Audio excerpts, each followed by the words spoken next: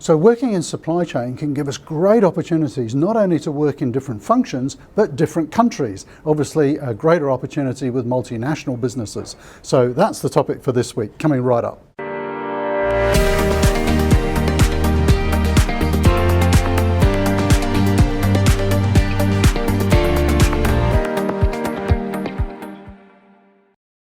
So today I'm talking to Carly Cummings, who's been talking here at our Supply Chain Leaders Academy. And Carly, you've had experience of working in Singapore and Thailand, and now you're back in Australia, your home country. Yep. What do you think are some of the benefits of getting to work overseas in very different cultures and environments? I think start with the food. I shouldn't start with food. The food. It's a great opportunity. I think I was just talking to the team about the soft skills side. So there's a big movement at the moment to develop soft skills, and particularly in supply chain, everyone needs to get better at the way that leadership happens and the way that teams are managed.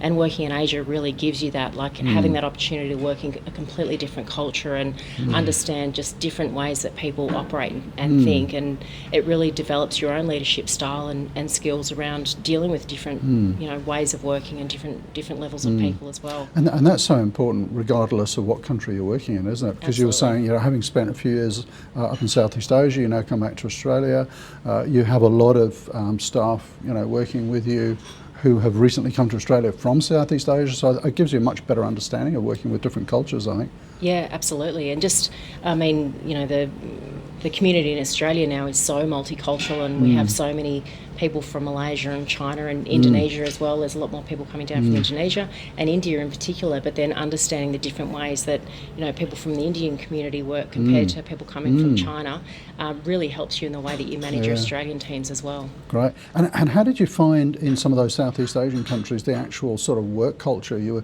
were talking in your presentation a little bit about, hey, it's pretty fast paced there, and here in Australia we're a bit cruisy. Was that very different? Yeah, definitely. But it was a lot of fun. So you worked really hard, and everybody worked hard, and that's just the way that things operate up in Asia. But you have fun while you're doing it. So you find that there's a real sort of family atmosphere in a lot of the operations that you're working up there, and everyone looks after each other and everyone supports each other, and at all levels. So if you support your team, they'll support you back, 10 times over. That's great. So it's fast paced, but really really lovely community and way of working up there as well. Right. So if people had the opportunity to work in a different country, what would you say might be the top 2 or 3 benefits? Besides the food? Yeah, besides the food. So 2 and 3. Okay. We're about to go to lunch. The benefits, a lot of times you'll get an opportunity to work potentially at a higher level than you would in an Australian company. Yep. So because you're in a much smaller pool of highly skilled professionals, you get some great opportunities professionally.